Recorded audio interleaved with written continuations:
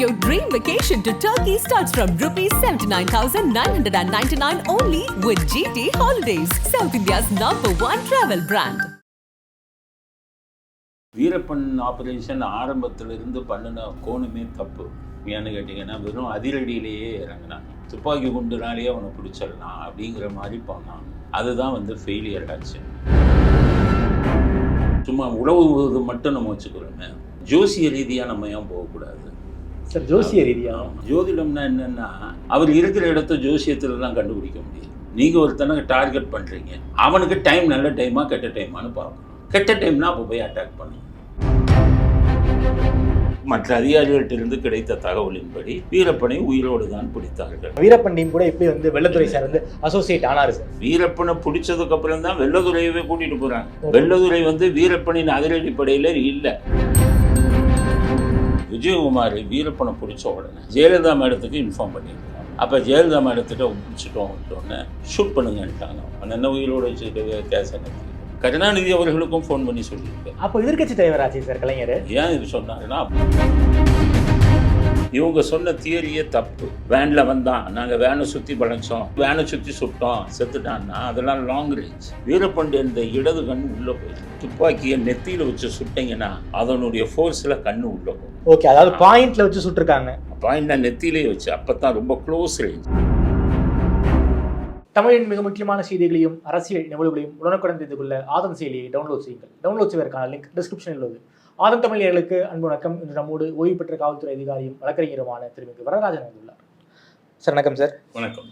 சமீபத்தில் encounter specialist திருமிகு வெள்ளத்துறை அவர்கள் சர்வீஸ்ல இருந்து ரிட்டையர் ஆயிருக்காங்க. ஸோ அவர் தமிழ்நாட்டை பொறுத்த வரைக்கும் ஒரு பல்வேறு முக்கியமான ஆப்ரேஷன்ஸ் பண்ணியிருக்காங்க. குறிப்பாக வீரப்பன் என்கவுண்டர், அதே போல் அயோத்திக்குப்பம் வீரமணி என்கவுண்டர் அப்படின்னு பல்வேறு ஆப்ரேஷன்ஸை அவர் பண்ணியிருக்காரு.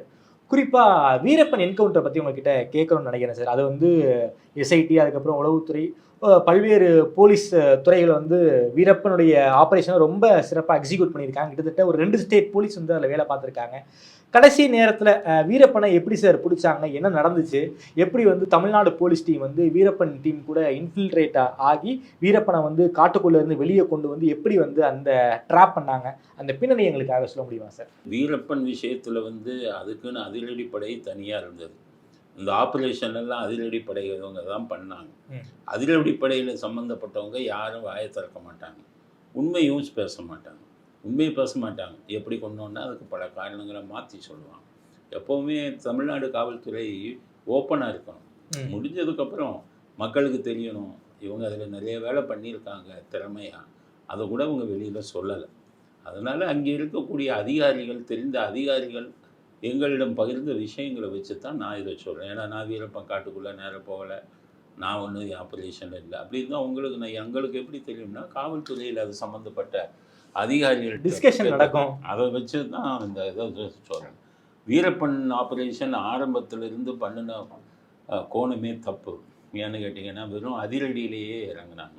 வெறும் துப்பாக்கி வச்சுக்கிட்டு துப்பாக்கி குண்டுனாலேயே அவனை பிடிச்சிடலாம் அப்படிங்கிற மாதிரி போனாங்க. அதுதான் ஃபெயிலியர் ஆச்சு. முதல்ல வால்டர் தேவாரம் இருந்தார்.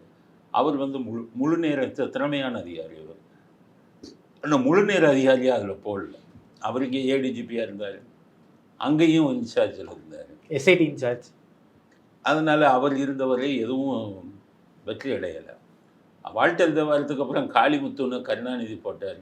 அவர் சென்னை போலீஸ் கமிஷனராக இருந்தார். அப்போவும் ஒன்றும் நடக்கலை. அவர் ஜெயலலிதா மேடம் விஜயகுமாரை போட்டாங்க. விஜயகுமார் சென்னை போலீஸ் கமிஷனராக இருந்துட்டு அவர் அதை கூட சேர்த்து போட்டாங்க. அப்போ விஜயகுமார் என்ன பண்ணார், நான் முழு நேரமும் அங்கே போக முடியாதுன்னு சொல்லி சில அதிகாரிகள்கிட்ட பொறுப்பை ஒப்படைச்சார். அப்போ அதில் பொறுப்பை ஒப்படைத்த அதிகாரிகளில் ஒருத்தர் என்ன சொன்னார்னா, வெறும் துப்பாக்கியை நம்பியே நம்ம வீரப்பனை பிடிச்சிக்கிட்டு இருக்கோம், அதில் வெற்றி இதுவரை கிடைக்கல, அதனால் நம்முடைய இதை மாற்றணும், கோணத்தை மாற்றணும், அதனால் துப்பாக்கிக்கு பதிலாக மூளையை யூஸ் பண்ணணும் அப்படின்னா. மூளையை எப்படி யூஸ் பண்ணுறதுன்னா அதுதான் உளவுத்துறை. உளவுத்துறையோட வேலை ரகசியமாக கண்காணிப்பாங்க. ஸோ ஒற்றர்கள், ஸ்பை நிறைய பேரை வைப்பாங்க. அதனால் நம்ம ஒற்றர் படையை உருவாக்கணும். கிராமங்கள்லேயே நமக்கு வேண்டிய ஒற்றர்களை உருவாக்கணும். இல்லை நம்ம போலீஸ்காரவங்களே ஒற்றர்களாக அவங்களோட போய் கலந்து போகணும். அப்படிங்கிற மாதிரி ஆடு மாடு மேய்க்கிற மாதிரி எல்லாம் போகணும். அங்கே ஒரு லோக்கலில் இருக்கிற வில்லேஜில் அவங்களோட சேர்ந்து அவங்களில் ஒருத்தராக மாறணும். இப்படி பண்ணினா தானே அதை பண்ண முடியும் அப்படிங்கிறது அவங்க அந்த அதிகாரி, குறிப்பிட்ட அதிகாரி சொன்னார். அதுக்கப்புறம் விஜயகுமார் அவருக்கு முழு சுதந்திரம் கொடுத்து, நீ அது மாதிரி பண்ணுங்க. ஸோ துப்பாக்கியை விட்டுட்டாங்க. அதுக்கப்புறம் ரகசியமாக விசாரித்து ஒவ்வொரு கிராமத்து மக்கள்கிட்ட வீரப்பன் மூமெண்ட் எல்லாம் எப்படி இருக்கும், யார் அடிக்கடி வந்து சந்திப்பா, உணவு கொண்டு போய் கொடுக்குறது யார், எந்த கடையில் வந்து இதெல்லாம் பொருட்களை வாங்குவாங்க, அவருடைய தொடர்பு என்ன, இந்த ஆங்கிளில் பார்க்க ஆரம்பித்தோம். அப்போ தான் விஜயகுமார் வந்து என்ன பண்ணாருன்னா, சும்மா உறவுவது மட்டும் நம்ம வச்சுக்கிறோமே, மற்ற ரீதியாக ஜோசிய ரீதியாக நம்ம ஏன் போகக்கூடாது சார்? ஜோசிய ரீதியாக அப்படிங்கும்போது கேரளாவில் வந்து அவர் விஜயகுமார் அடிக்கடி பார்க்கக்கூடிய ஒரு ஜோசியர் அவருக்கு. ஓகே. அப்போ அவர்கிட்ட பேசுகிறாரு, அவர் வீரப்பனை ஜோதிடத்தை வச்சு அட்டாக். ஜோதிடம்னா என்னென்னா, அவர் இருக்கிற இடத்த ஜோசியத்திலலாம் கண்டுபிடிக்க முடியாது. ஜோதிடம் எப்படின்னா, நீங்கள் ஒருத்தனை டார்கெட் பண்ணுறீங்க, அவனுக்கு டைம் நல்ல டைமாக கெட்ட டைமானு பார்க்கணும். சரி. கெட்ட டைம்னா அப்போ போய் அட்டாக் பண்ணணும். அப்போ அவன் தப்பிக்க முடியாது, கெட்ட டைம்லேயே மாட்டிக்கும். இது ராஜாக்கள் காலத்தில் இதெல்லாம் பண்ண. ஒரு நாட்டு மன்னன் இன்னொரு நாட்டு மன்னனோட படையெடுக்கும் போது அந்த மன்னனோட ஜாதகத்தை எடுக்க பார்ப்பான். என்ன ஒரு தசை ஓடுது, 7 நாட்டு சனி ஓடுதா, அஷ்டம சனி ஓடுதா, அப்போ அவனுக்கு கெட்ட நேரம் இருக்கும்போது போய் அடித்தான் வந்து விழுந்துருவான் அப்படிங்கிறதுக்காக ராஜாக்கள்னால் இன்னொரு ராஜா எதிர்த்து போகிற ராஜாவோட ஜாதகத்தை எடுப்பாங்க. அதனால தான் அந்த காலத்து ராஜாக்கள்லாம் அவங்களுடைய ஜாதகத்தை ரொம்ப ரகசியமாக வச்சுருப்பாங்க. இப்போ நம்ம அரசியல்வாதிகள்லாம் நான் சிம்ம ராசி, நான் கடக ராசின்னு சொல்கிறான் பாருங்கள், அவன்லாம் முட்டாள்னு அர்த்தம். ஏன்னு கேட்டிங்கன்னா, உன் ஜாதகத்தையும் ஒரு ராசின்னு சொன்னேன்னா, உனக்கு சனி தசை இப்போ சனி 7 நாட்டு சனி இப்படி வருது, அஷ்டம சனி இப்படி வருதுன்னு உன் ஜாதகத்தை எடுத்துட்டாங்கன்னா, உனக்கு மோசமான டைமில் வந்து அடிச்சாங்கன்னா நீங்கள் காலி. அதனால் எவருமே வந்து இப்போ திறமையான வழக்கறிஞர், திறமையான அரசியல்வாதி ஜாதகத்தை சொல்ல மாட்டான். எம்ஜிஆருக்கு ஒரு ஜாதகம் கிடையாது. எம்ஜிஆர் ஜாதகத்தை யாருமே கணிக்க முடியாது. ஆனால் கருணாநிதி ஜாதகம் எல்லாருக்குமே தெரியும். கடக லக்னம், ரிஷபராசி அப்படின்னு கருணாநிதி இதை யார் கேட்டாலும் சொல்லுவாங்க. அது பெரிய தப்பு. ஜெயலலிதா ஜாதகம் கூட ஓரளவுக்கு தெரியும் தமிழ்நாட்டில். எல்லா இப்போ மோடி ஜாதகமே எல்லார்ட்டையுமே இருக்குது, ஆன்லைனில் போட்டால் வந்துடுது, வந்துடும். ஆனால் எம்ஜிஆர் ஜாதகத்தை நீங்கள் போட்டு பாருங்கள். எம்ஜிஆர் ஜாதகம், ஏன்னா எம்ஜிஆருடைய வருஷம், பிறந்த வருஷமே வந்து அவர் மாற்றி கொடுத்துருக்காரு. அவர் கொடுத்தது வந்து 1917 கொடுத்தது தவறு. அதை வந்து மற்றவங்களை திசை திருப்புறதுக்காக கொடுத்துருக்காரு. ஸோ ஜாதகத்தை நம்ம வந்து கரெக்டாக கொடுக்கக்கூடாது. அதனால தான் ராஜாக்கள் அவங்க அரச சபையில் இதுக்குன்னு சொல்லி ஒரு இவரை வச்சுருப்பாங்க, ஜோசியர். அவங்க ராஜகுருன்னு வச்சுருப்பாங்க. அவர் தான் இவங்க இதெல்லாம் பத்திரமா, ராஜாவது இளவரசர் ஜாதகம் எதையும் வெளியில் சொல்ல மாட்டாங்க. அதனால் இப்போ வீரப்பனை நீங்கள் கெட்ட டைமா நல்ல டைமானு பார்த்து குடிக்கணும்னா, வீரப்பனுக்கு உங்களுக்கு என்ன வேணும்? வீரப்பனுடைய ஜாதகம் வேணும்ல. ஜாதகம் வீரப்பன் இதை எப்படி எடுக்க முடியும்? அப்போ மலையாள ஜோசியர் என்ன சொன்னார்? பிறந்த நாள், பிறந்த மாதம், பிறந்த இடம், பிறந்த தேதி, பிறந்த இடம், பிறந்த நேரம், 3 ஒரு ஜாதகத்தை குறிக்கிறேன். ஆமாம். இது 3 வீரப்பனை பற்றின விஷயங்கள் இருந்தால் அதை வந்து நான் ஜாதகத்தை அவரை வச்சு அவருக்கு நல்ல டைமாக கெட்ட டைமான்னு சொல்லிடுவேன் அப்படின்னு சொன்னதுக்கப்புறம் இங்கேருந்து இப்போ அப்போ தான் உளவுத்துறை வந்து பிளான் பண்ணாங்க. இங்கேருந்து சென்னையிலேருந்து ஒரு லேடியை கூட்டிகிட்டு போனாங்க. அந்த லேடிகிட்ட கூட்டிகிட்டு போய் வீரப்பன் மனைவி இருந்த வீட்டுக்கு பக்கத்துலேயே வாடகைக்கு ஒரு வீடு பிடிச்சி அந்த லேடியை அங்கே குடியிருக்க வைத்து அவங்க கொஞ்ச நாள் அப்படியே இருந்து வீரப்பன் மனைவியோட கொஞ்சம் நெருக்கமாகி அவங்களுக்கு ஒரு சில உதவிகளெல்லாம் செஞ்சு அவங்களுடைய நம்பிக்கையை பெற்று அதுக்கப்புறம் கொஞ்ச நாள் பேசிக்கிட்டே இருக்கும்போது அவர் வீரப்பனை பற்றின பேச்செல்லாம் பேசி உங்கள் ஹஸ்பண்டுடைய இப்போ ஜாதகத்தை பார்த்தா உங்கள் ஹஸ்பண்டை பற்றியெல்லாம் சொல்லிடலாமே அப்படிங்கும்போது அவங்க வீரப்பன் ஜாதகத்தை பற்றின பர்டிகுலர் எல்லாமே வச்சுருந்தாங்க. அதை எடுத்து கொடுத்துக்கிறாங்க. இவங்க தான் ஒற்றர் தானே. அதை எடுத்து இங்கே விஜயகுமாருக்கு வந்தது. விஜயகுமார் வந்து மலையாள மாந்திரிகளை கூப்பிட்டு உடனடியாக இதை ஜாதகம் பார்த்து சொல்லுங்கள் அப்படிங்கும்போது அதை பார்த்துட்டு அவர் இப்போ நடக்கிற திசை வந்து 7 நாட்டு சனி நடக்குது அவருக்கு. இப்போ அவருக்கு கெட்ட டைம், இந்த டைமில் அடிச்சிங்கன்னா அவர் வந்து விழுந்து விடுவார் அப்படிங்கிறத 2004 அவங்க சொன்னாங்க.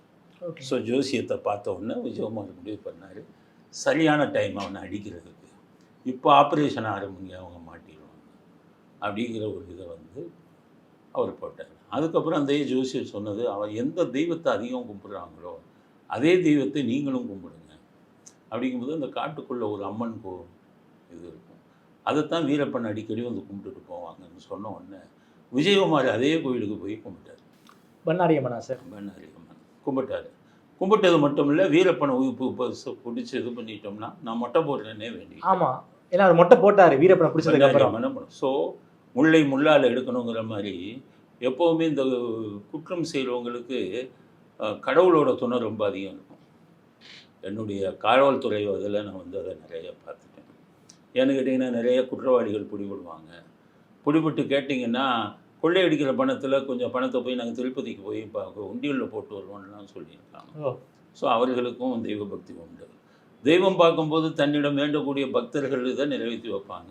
அது சில சமயம் தப்பாக கூட இருக்கும், ஆனால் அவங்களுக்கு அனுகிரகம் நடக்கும்.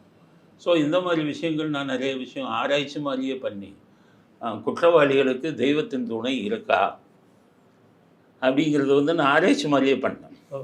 அந்த ஆராய்ச்சியின் விளைவு என்னென்னா, மடிப்பாக்கத்தில் ஒரு கேஸுக்கு நான் போயிருக்கேன். மடிப்பாக்கத்துக்கு ஒரு வீடு பூட்டி கிடக்கு, அதில் பகல் நேரத்தில் வந்து கொள்ளையடிச்சிட்டு போயிட்டாங்க.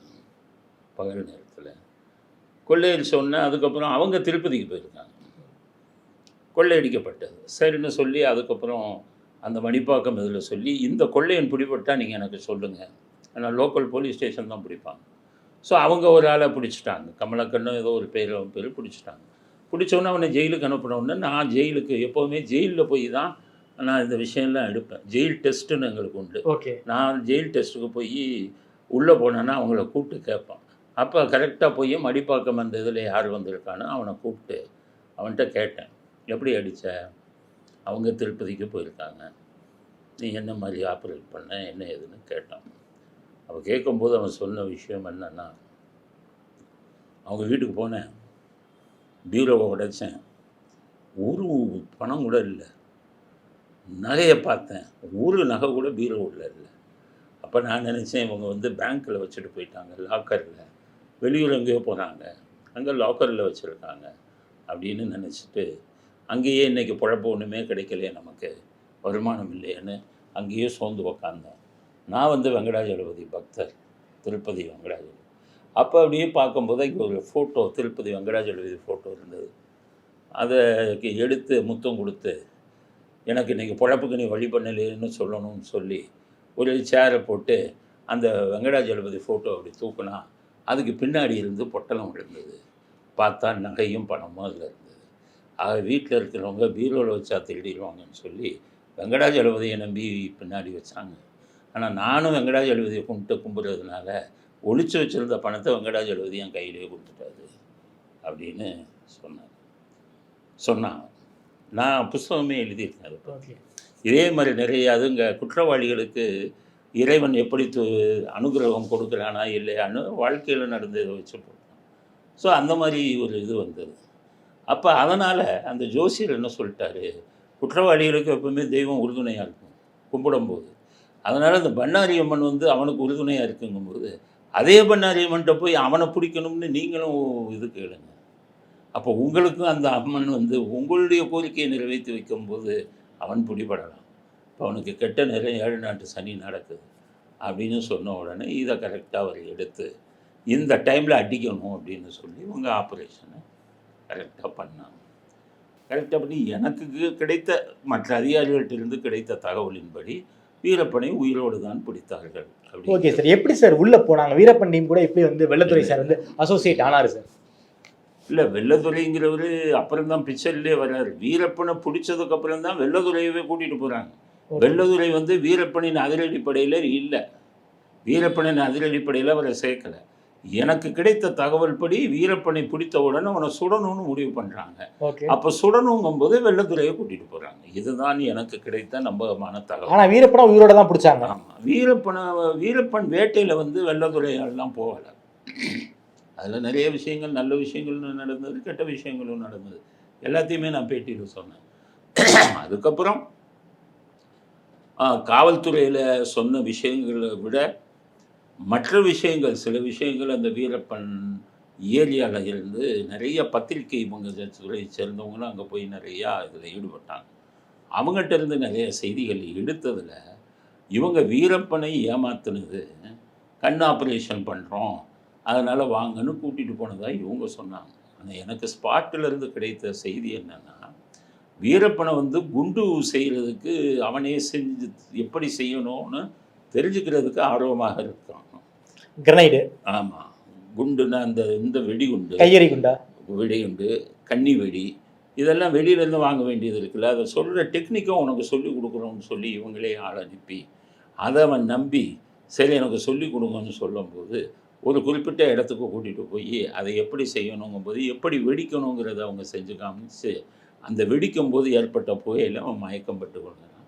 மயக்கத்தோடு அவனை தூக்கிட்டு போயிடுறான். இதுதான் வந்து 4-5 தியரி வந்ததில் கரெக்டாக ஷூட் ஆகிற தியரி இதுதான். அதாவது குண்டு செய்ய கொடுத்துட்டு அவனுக்கு சொல்லிக் கொடுக்கணும்னு சொல்லி குண்டை வெடிக்க வச்சு அதில் புகை வந்ததில் மயக்கத்தை இவங்களே கலந்து உயிரோடு தான் பிடிச்சிருக்கான். ஓகே. 2004 நான் காவல்துறையில் இருந்தேன் வீரப்பனை சுடும்போது. அப்போவே நான் பல பத்திரிகைகளுக்கு நியூஸ் சொன்னேன். ஏன்னா நான் கண்டுபிடிச்சதே 2 தான். வீரப்பனை உயிரோடு பிடித்தார்கள்ங்கிறத இவங்க 1000 காரணம் சொல்லட்டும், நான் கண்டுபிடிச்சதை அப்போவே பத்திரிகைகளுக்கு இதெல்லாம் சொன்னேன்.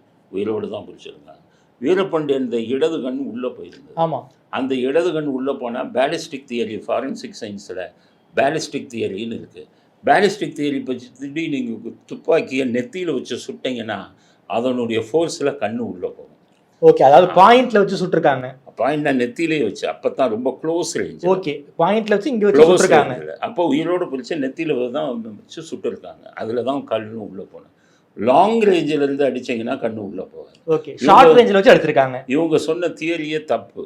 வேனில் வந்தான், நாங்கள் வேனை சுற்றி படைச்சோம், சுற்றி வேனை சுற்றி சுட்டோம், செத்துட்டான்னா அதெல்லாம் லாங் ரேஞ்ச். பேலிஸ்டிக் தியரி படி இதாகாது. பேலிஸ்டிக் தியரிப்படி லாங் ரேஞ்சில் இருந்துச்சுன்னா ஒரு புல்லட் ஊண்டு தான் இருக்கும். இங்கே அடித்த புல்லட் இருக்கும், புல்லட் உள்ளே போயிடும். ஆனால் கண்ணு உள்ளே போகாது. இல்லை, கண்ணு உள்ளே போகாது. இவங்க அந்த கண்ணு உள்ளே போனதை வந்து இதை காமிச்சிட்டாங்க.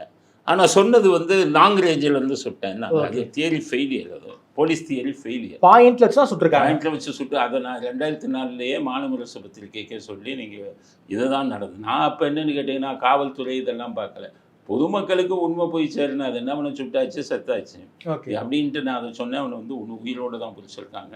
அந்த கண்ணு உள்ளே போனது வந்து க்ளோஸ் இதில் அடிச்சிருக்காங்க. லாங் ரேஞ்சில் இவங்க சொன்னபடி அடித்தா கண்ணு உள்ளே போகாது அப்படிங்கிற ஒரு தியரியே சொன்னேன். மீசை சார், வீரப்பன் எப்பவுமே பெரிய மீசை வைப்பான், கண்ணாடியில் வச்சு அதை எண்ணெய் போட்டுலாம் இது பண்ணுற மாதிரிலாம் வீடியோ வந்திருக்கு. ஆனால் வீரப்பன் சுடப்பட்டோன்னே அந்த மீசை வெட்டப்பட்டிருந்தது. ஓகே, மீசை வெட்டப்பட்டிருந்தோடனே நான் சொன்னேன் போலீஸில் அவன் உயிரோட மாட்டியிருக்கான். எப்போவுமே போலீஸ் தான் பெரிய மீசை வைக்கணும்னு நினைப்பான். குற்றவாளிகள் மீசை எதுவும் பெருசாக வச்சுருந்தா பிடிச்ச உடனே வெட்டி விட்டுருவான். இதில் அது வந்து போலீஸ் சைக்காலஜி, மனோதத்துவம். இது போலீஸ் பார்த்தாலே வெட்டிடுவான். மீசையை பார்த்தாலே எவனாச்சும் இவன் பார்த்தாலே போலீஸ் மாதிரி மீசை வச்சுருக்கான்னு வெட்டிடுவான். அதே மாதிரி இவனுக்கு வெட்டப்பட்டிருந்தது. அப்போவே சொன்னேன் உயிரோடு பிடிச்சதுக்கு இது ஒரு இது, இந்த மீசையை வெட்டியிருக்காங்க அப்படின்னு சொன்னேன். அது 2ஐயும் வைத்துத்தான் வந்து அவங்க வந்து பிடிச்சி சுட்டாங்க அப்படிங்கிறது. இதுக்கிடையில் அரசியல் அரங்கில் வந்து எனக்கு இருந்த சில ஃப்ரெண்ட்ஸுங்கள், நெருக்கமான தலைவர்கள்ட்ட நான் கேட்டதில் ஒரு விஜயகுமார் வீரப்பனை பிடிச்ச உடனே ஜெயலலிதா மேடத்துக்கு இன்ஃபார்ம் பண்ணியிருக்காங்க. அப்போ ஜெயலலிதா மேடத்திட்ட பிடிச்சிட்டோன்ட்டோன்னே ஷூட் பண்ணுங்கன்ட்டாங்க. அவன் என்ன உயிரோடு வச்சுக்கிட்டு கேஸை நிறுத்திக்கிட்டு கருணாநிதி அவர்களுக்கும் ஃபோன் பண்ணி சொல்லியிருக்காரு. அப்போ எதிர்கட்சி தலைவராச்சு சார் கலைஞர். ஏன் இது சொன்னாருன்னா அப்போ மத்திய அரசாங்கத்தில் காங்கிரஸ் ஆட்சி நடந்துக்கிட்டு இருந்தது. ஓகே, அப்போ ஆமாம், நாளைக்கு இவருக்கு ஐபிஎஸ், இவருக்கு ப்ரமோஷன் டிஜிபி இதெல்லாம் கிடைக்கிறதுனா மத்திய அரசாங்கத்தோட இது வேணும். ஏன்னா ஐபிஎஸ் அதிகாரி எல்லாம் மத்திய அரசாங்கம் உள்துறை தான் வந்து உள்துறையில் தான் இருக்குது.